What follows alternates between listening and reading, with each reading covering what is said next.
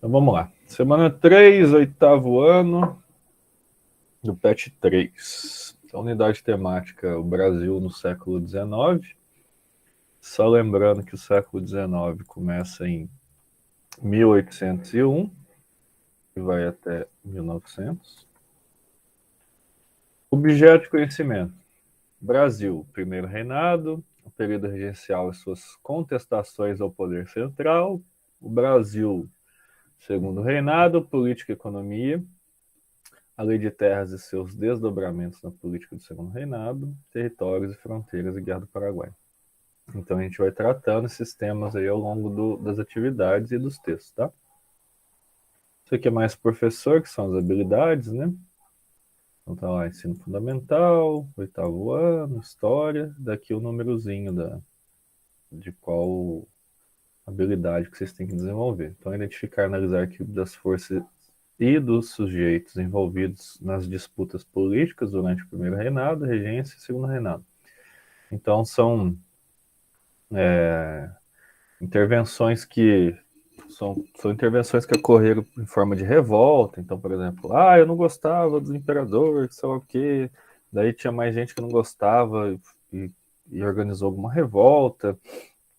Ou o próprio governo, assim, deixava de lado, às vezes, alguns estados ali, e o pessoal se unia e tentava a emancipação do estado para se tornar país.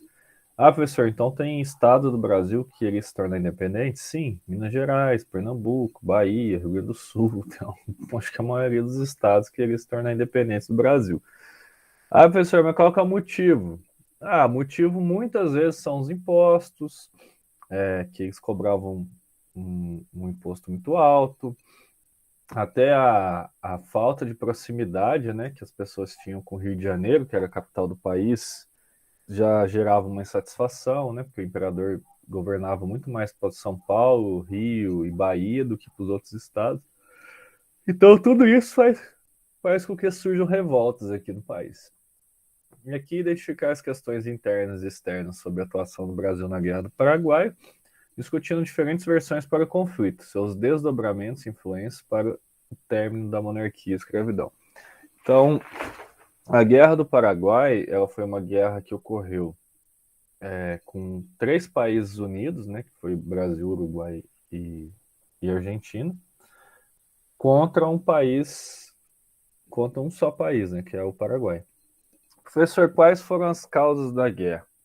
Então, o Paraguai, se a gente analisar no mapa aqui, ó, acho que depois vai chegar o mapa América do Sul. Depois a gente vai ver isso em texto e tudo mais, daí a gente discute melhor. Vou falar alguma coisa aí? Aqui, ó, vou pegar um mapinha só para vocês verem aqui, ó. Vamos pegar, deixa eu ver aqui. Esse mapa será que tá grande? Vamos ver. Sempre tem mapa pequeno, né? Vamos ver ferramentas aqui, grande. Tem que abrir um mapa grande. Então aqui, ó, esse mapa tá perfeito. Então o que acontece aqui, ó? O Paraguai, ele é um país que não tem saída para o mar. Ele não tem litoral. Tá vendo aqui, ó? Ele faz divisa com a Bolívia, com a Argentina aqui embaixo e com o Brasil. Então é um país que está no meio do continente aqui, praticamente, né? Então ele não tem saída para o mar. Professor, por que o Paraguai queria sair para o mar? Porque na época o Paraguai era um país que estava se industrializando. Então era um país que estava se enriquecendo. Ele tinha uma certa estrutura econômica boa para a época. Mas ele era um país rico? Não, também não era um país rico. Mas ele tinha uma força econômica considerável, tá? Daí, mas o que ele queria? Aqui, ó, onde faz essa fronteira aqui, ó, tem um rio que vai até aqui embaixo, ó, e deságua aqui onde fica Buenos Aires, ó. Essa parte branca aqui, ó, é um rio que faz a divisa aqui, certo? Tanto é que aqui é a tríplice divisa, onde fica a Foz do Iguaçu, ó. Uma parte é Argentina, outra parte Paraguai, outra parte é brasileira. Então, o que acontece? O Paraguai ele queria acesso ao Rio da Prata, que chama. Esse rio aqui é o Rio da Prata. passa aqui. E para ter acesso ao mar aqui, ó, certo? Aqui no sul do Uruguai. E os outros países, Brasil, Argentina e Uruguai, não estavam dispostos a negociar com o Paraguai, para eles terem uma saída para o mar, para eles escoarem a produção através de navio, porque o rio é bem largo, tudo, então daria para você transportar mercadorias através dos barcos. Como o pessoal não entrou em acordo, o Paraguai falou: ah, então vocês não vão dar esse rio aqui por mim, vocês não vão dar acesso ao rio, a gente vai pegar e a gente vai ganhar a força. Daí começou a guerra, que a gente chama de Guerra do Paraguai. Só que foi totalmente injusta, porque juntou o Brasil, Uruguai e Argentina contra um país só. O que aconteceu? Obviamente, o Brasil, Uruguai e Argentina ganharam a guerra. O Paraguai ficou totalmente devastado, essa economia e tudo mais. Com um país assim que, depois da guerra, sofreu vários anos aí com a economia muito, muito ruim, né? Então, o povo até hoje paga, entre aspas, as despesas dessa guerra. Só que o Brasil, na época, o Brasil não estava bem das pernas também. Ele estava, como diz, no começo do período imperial ali, mais ou menos a metade, né?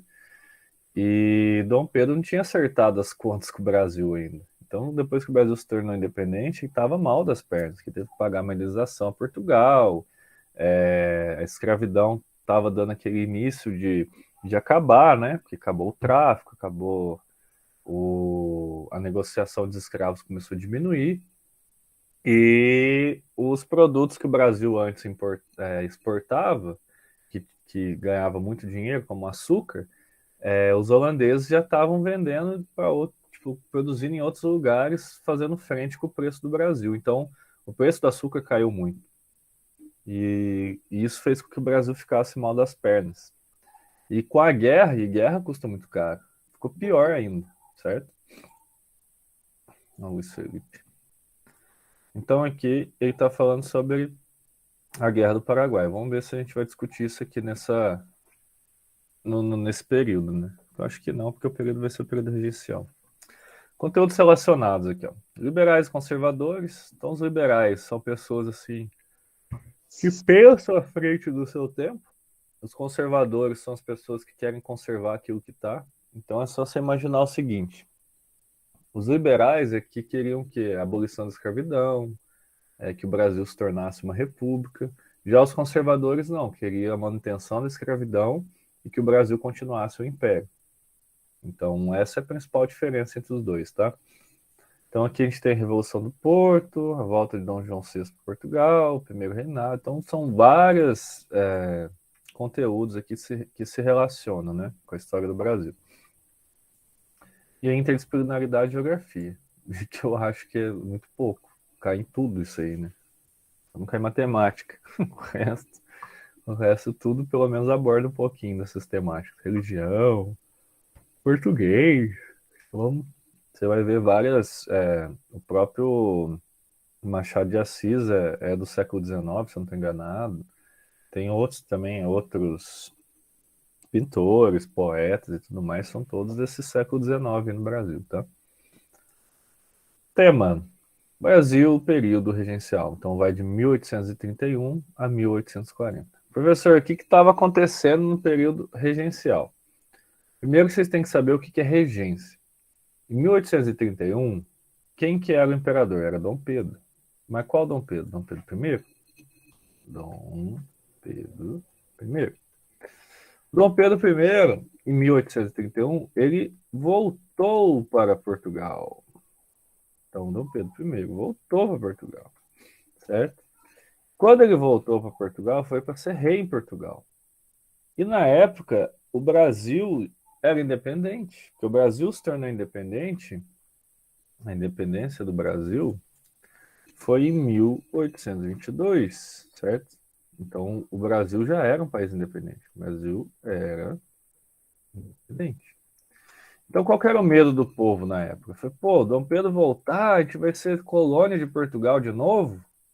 Entenderam o negócio?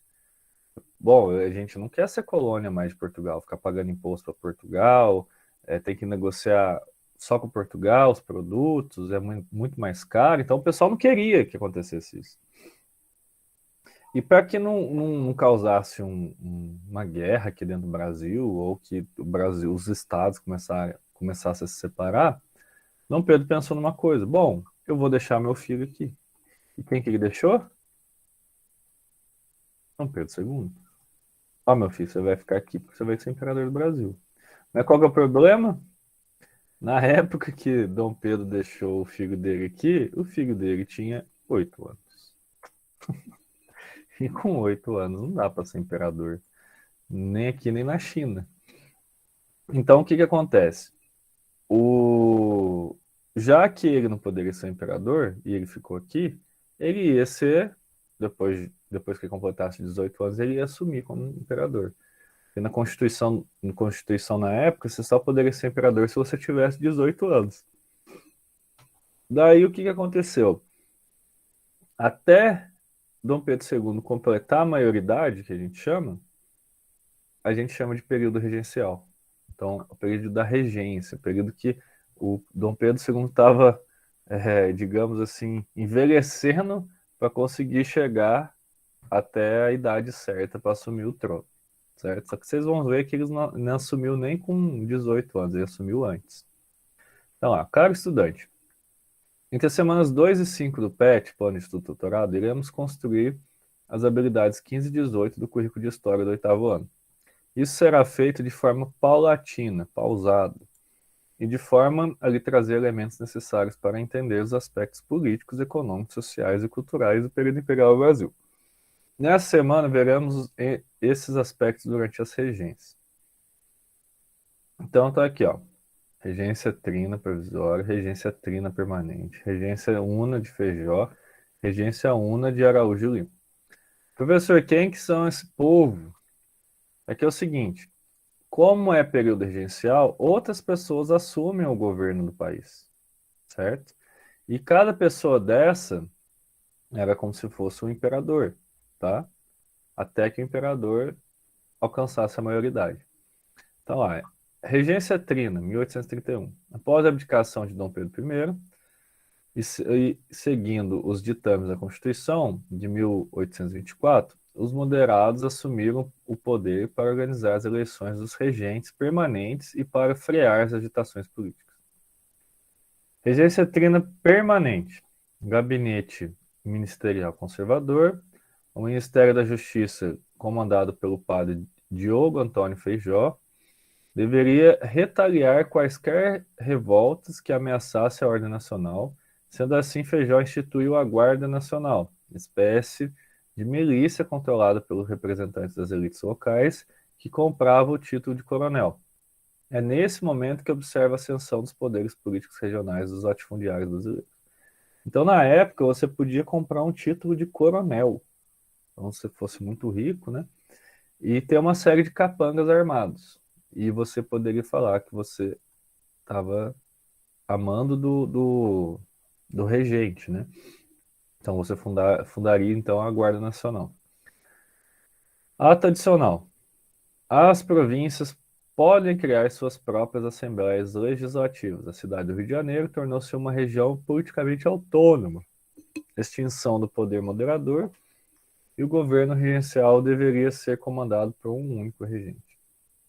Então o que está falando aqui? Está falando aqui que não tem mais o poder moderador. O que é o poder moderador? É o poder que Dom Pedro I exercia, que eram, hoje, na nossa lei, ela é dividida em 3 poderes, que eu estou cansado de falar com vocês já: legislativo, judiciário e executivo. Professor, por que é dividido assim? Para que cada um não intervenha no outro. Então, por exemplo, quem faz a lei não pode ser o mesmo quem julga a lei. E quem executa a lei não pode ser quem faz a lei. Só que na época de Dom Pedro tinha o poder moderador. Moderador. O que é o poder moderador? É um poder que está acima de todos os outros. Então, por mais que o juiz julgue de acordo com as leis e o policial vai lá e prenda a pessoa ou coloque ela para receber uma pena de morte, por exemplo, o imperador podia tirar a pessoa. podia chegar assim e falar assim, não quero que ela morra. E tirar essa pessoa. Então invalida todos os outros poderes. E isso aqui foi extinto. Isso aqui foi extinto. Porque as pessoas não queriam mais que o imperador exercesse tanto poder assim, né? Olha lá, regência Una de Feijó. Nesse período, intensifica a participação das elites nos quadros políticos com os interesses de desenvolvimento de uma estrutura fundiária cafeeira. Então, a gente já pode ver que o Brasil já estava investindo na parte de estrutura de café.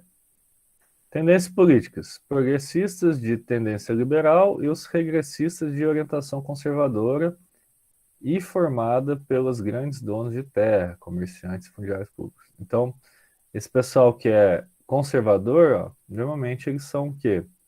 Comerciantes, donos de terra e tudo mais. Porque eles não queriam o fim da escravidão, tá? Então, os donos de terra, por exemplo, não queriam o fim da escravidão.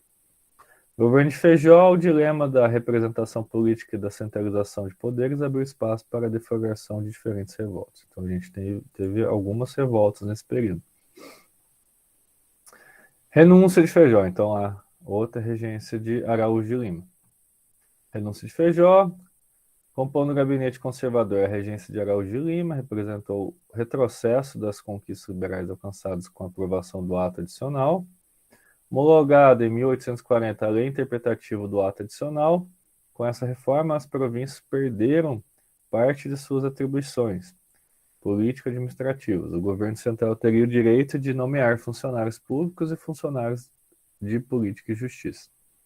Em meio às revoltas de grandes derrotas políticas, os liberais se uniram em torno do projeto de antecipação do coroamento do herdeiro Dom Pedro. Então, o que acontece? Eles falam assim, bom, já que tá dando merda esse pessoal fazendo essas regências loucas aí, ó, cada um fala uma coisa, então vamos antecipar o que o Dom Pedro pegue o trono logo, tá? Então, isso chama de golpe da maioridade. Em julho de 1840, não mais resistindo a pressões liberais, o governo regencial chegou ao fim com a coroação do jovem Dom Pedro II.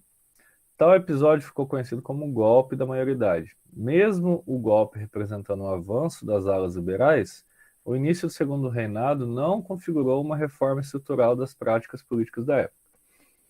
Vinculado à elite latifundiária, tanto liberais quanto conservadores se uniram em torno de um mesmo projeto político do segundo reinado.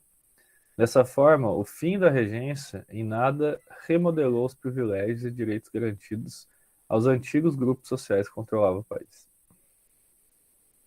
Então aqui está falando sobre as revoltas, ó, no período regencial. Então a gente tem a cabanagem, Revolução Farroupilha, Sabinada e Balaiada. Olha lá. Vamos ver as causas de todos, para ver se a gente encontra alguma coisa semelhante. Ó. A cabanagem. Péssimas condições de vida, índios, negros, mestiços, libertos, monopólio político, econômico da aristocracia rural, aumento das taxações sobre o charque gaúcho, charque, para quem não sabe, é carne, que é carne seca, né? Forte sentimento autonomista, liberais exaltados, elitismo político, restrição das decisões políticas, aristocracia rural, exploração dos grandes proprietários de terra sobre a massa de homens pobres do Maranhão. Então a balaiada foi o único que foi um movimento assim puramente do povo, digamos assim, do povo pobre, do povo que estava sendo explorado. O resto aqui, ó, cabanagem, a farroupilha, a sabinada, são pessoas que ou misturavam o povo junto com os fazendeiros, o pessoal rico da época, os políticos, ou se não foi feita só pelas pessoas ricas na época, tá? Então aqui, ó, quem que participou lá? Homens pobres livres, caráter popular. Estancieiros, direção e grupos sociais populares, elitismo. Camadas médias urbanas. Grupos populares, artesãos, pequenos proprietários, escravos, quilombolas, popular. Projeto político, república, maioridade e ampliação da participação política, república. Então, praticamente todos queriam república. Importância histórica. Primeiro movimento popular a tomar poder. Mais longa revolta da história brasileira. Mais importante movimento social em defesa da monarquia. Expressão do conflito social proprietários e não proprietários. Desfecho. Todos foram aniquilados, digamos assim, né? Forte repressão regencial, prisão e execução das lideranças, acordo, incorporação dos oficiais farroupilhas ao exército brasileiro, redução das taxas do charque sobre o charque gaúcho. Forte repressão regencial, forte repressão regencial. Então você vê que só o Revolução Farroupilha que teve o acordo. No resto, foi tudo bala mesmo, pessoal. Alguma dúvida, pessoal? São só essas duas planilhinhas mesmo. Ou tá tranquilo? Não, professor, dúvida Tranquilo. nenhuma. Então, beleza. Então, vamos lá para os exercícios. São 5 exercícios. Vou matar elas, então. Quais as mudanças colocadas em prática pela aprovação do Ato Institucional de 1834? Então, a primeira coisa que a gente tem que saber é o que foi o Ato Adicional de 1834. Aqui, se eu não estou enganado, não está falando sobre ele. Deixa eu ver. Não. Não. Mas eu acho que na semana 2 está. Aqui, ó. Até 1834. Reino 80. Blá, blá. Aqui não está falando sobre o ato institucional de 34. Não tá. Ele pergunta as coisas que não tem no material. Vou falar pra você, viu? Tristeza. Absurdo. Então vamos lá procurar na internet. Então. Não adianta nada eu falar e não tiver um textinho, pelo menos, pra gente ver o que é.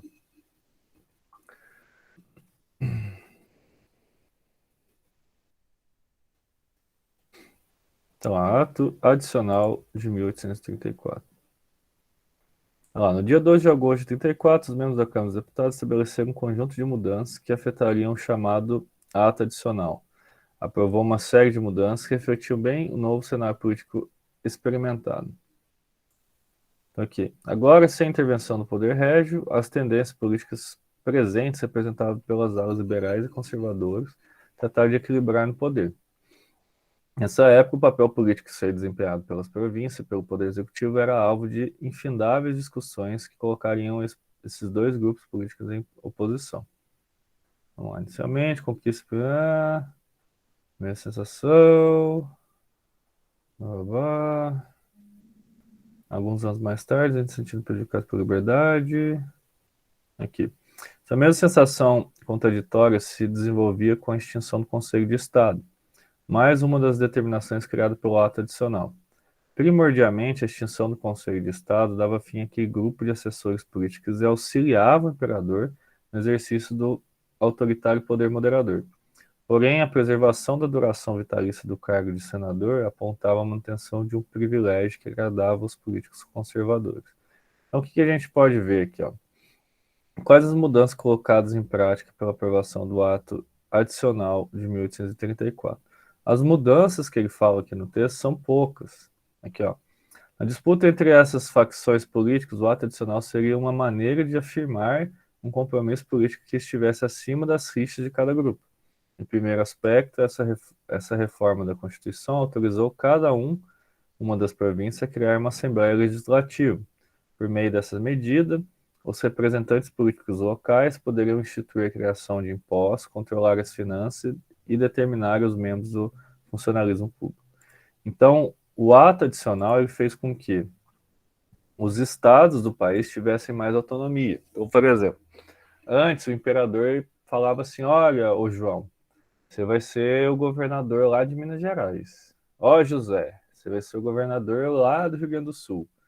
Daí, quando você chegava no estado, ou se você já fosse de lá, né, assumisse o cargo, você falava quem eram os chefes de governo. Quem você for, por exemplo, ó, professor, você vai ser lá o ministro da Educação lá no estado meu. Ah, o José nomeou o Sebastião para ser ministro da Fazenda lá, para cuidar das finanças, tudo mais, do dinheiro. Então você tinha autonomia. E antes não era assim, né? Porque o Dom Pedro I chegava e colocava as pessoas que ele quisesse lá no meio. Então, o que representou? Quais foram as mudanças? As mudanças foram focadas na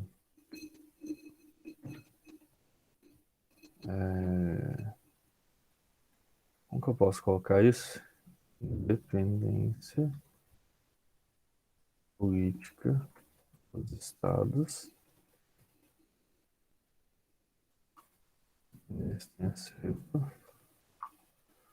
estados, vírgula, onde liberais e conservadores podiam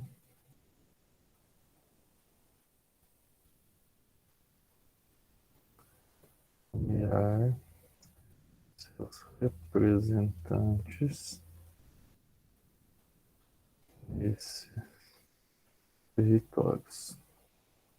O que eu estou falando aqui, ó? As mudanças foram focadas na independência política dos estados, onde os liberais e os conservadores podiam nomear seus representantes nesses estados. O que eu estou querendo dizer? Como não tinha um imperador lá, era o período regencial, o que eles fizeram? Bom, vamos tomar o poder. Então, qual que era a maneira deles tomarem o poder? Fazendo com que nos estados os governadores pudessem ser eleitos, né, por uma junta ali, nomeado e tudo mais, e eles tomassem conta de cada estado. Então, por exemplo, como que eles iam cobrar impostos, como que eles iam administrar, o que eles iam investir e tudo mais. Então, isso deu certa autonomia para os estados, tá? E agradou o pessoal também, os que eram os políticos, né? Porque daí eles tinham mais autonomia para governar e tudo mais. O que era a Guarda Nacional e quais eram suas funções? Então, a, a função, vou colocar aqui, a Guarda Nacional era formada por coronéis que compravam esse título e por seus capangas. Há pouca capangas, entre aspas, né? Eram mercenários, né? Capangas. Ela tinha como objetivo controlar revoltas no interior do país. O que acontece aqui? A Guarda Nacional,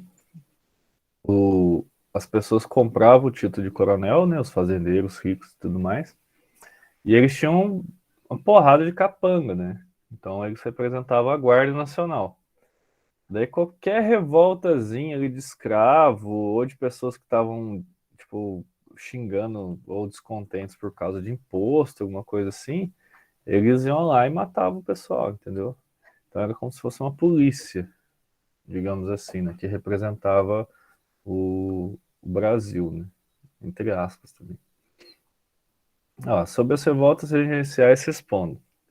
A única de caráter elitista. Então, o que a gente tem aqui na tabelinha, projeto político, base social lá. Transcieiros, ó, direção, grupos sociais populares, apoio, elitismo. O resto da camadas médias urbanas, grupos populares. Então, a única que foi elitista mesmo foi. Ué, mas agora tá estranho demais, porque a revolta farroupilha, beleza, mas não tinha tanto apoio social popular assim. Era mais o pessoal da elite mesmo. E aqui tá falando que é camadas médias urbanas de Salvador. Então vou colocar que foi a Sabinada. Mas eu não acho certo. Tudo bem, né? Fazer o quê? Sabinada. Aí.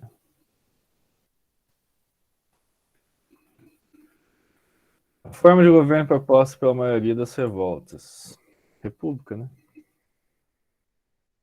Quem não sabe ainda, república é quando você tem um presidente, tá? Não um imperador. Você pode votar. Importância histórica de cada uma delas. Cada uma representou o quê? A força das pessoas que estavam lutando, né? Então, vou resumir aqui, né? Cada revolta teve em si um ideal revolucionário transformador. Ou seja, queriam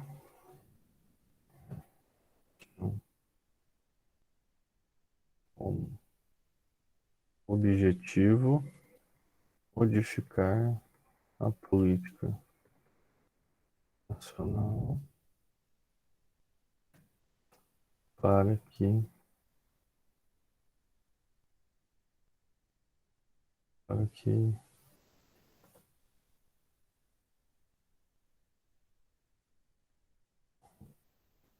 os moradores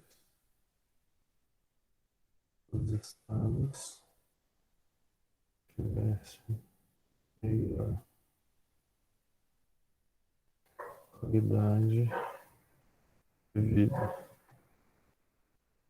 Hum, os moradores dos estados tivessem melhor representatividade política. Basicamente, todas as revoltas, eles queriam o quê? Contestar as decisões políticas do governo. Todas. Todas. Ou era imposto, ou era algum descontentamento assim, voltado para a política do Brasil. Então, todos eram assim. 4. Resultado da discussão política e aprovação da antecipação da maioridade de Dom Pedro II representou. Vamos lá. O que representou a antecipação da coroação de Dom Pedro II? O pleno congraçamento de todas as forças políticas da época, a vitória parlamentar do bloco partidário liberal, a trama bem-sucedida do grupo conservador que fundara a sociedade promotora da maioridade, a anulação da ordem escravista que prevalecia sobre os interesses particulares. E aí, qual que vocês acham que é? A C? A trama bem-sucedida do grupo conservador que fundara a sociedade promotora da maioridade?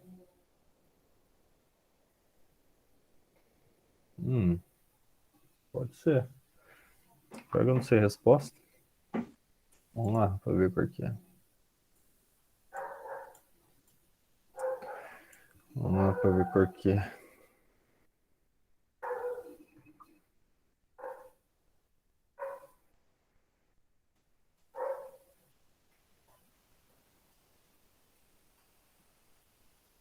Cadê ela aqui?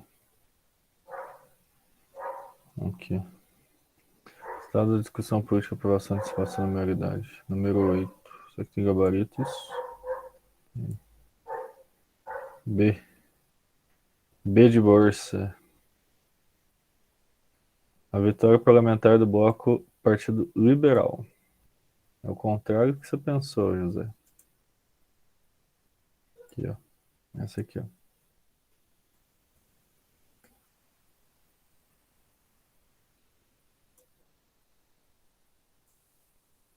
Ué, por que eu não... Oh.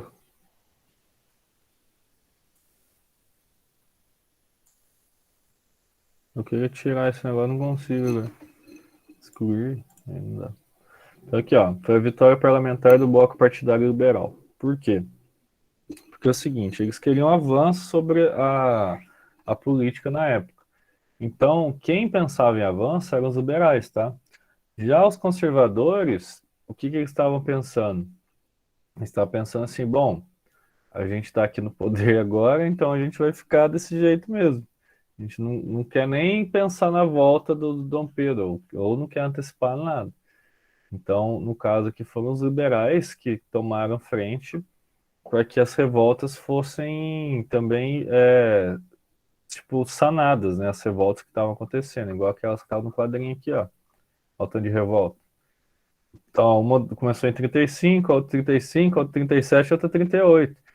Então, você vê que foi um uns 10 anos assim do governo que foi extremamente turbulento, né? FUVEST.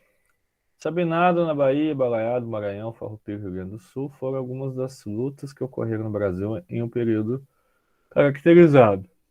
Aí, ó, acabei de falar disso, ó. Foi um regime centralizado na figura do imperador, pelo estabelecimento de um sistema monárquico descentralizado, por mudanças na organização partidária, que facilitava o federalismo, e por transformações na estrutura fundiária na base escravista, pela redefinição do poder monárquico e pela formação dos partidos políticos, sem que esse alterasse as estruturas sociais e econômicas estabelecidas. Esse não está tão difícil. Acho que é a letra A. Foi um regime centralizador na figura do imperador. Não tinha imperador, José. Professor. Período regencial, imperador. Essa aí você tinha que ser a primeira que você falasse, ah, essa não é. Que a B, ó, pelo estabelecimento de um sistema monárquico descentralizado que delegou às províncias o encaminhamento da questão servil. Também não. É ou é C ou é a D. Quer ver? Vou colocar no Google aqui, ó. Não tinha, né? Não tinha imperador. Na época não tinha imperador.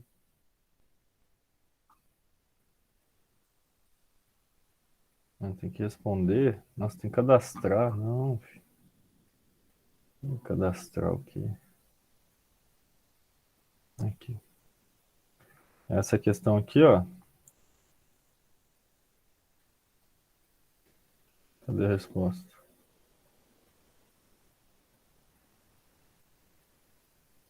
Não, peraí. Eu não sei se é essa aqui.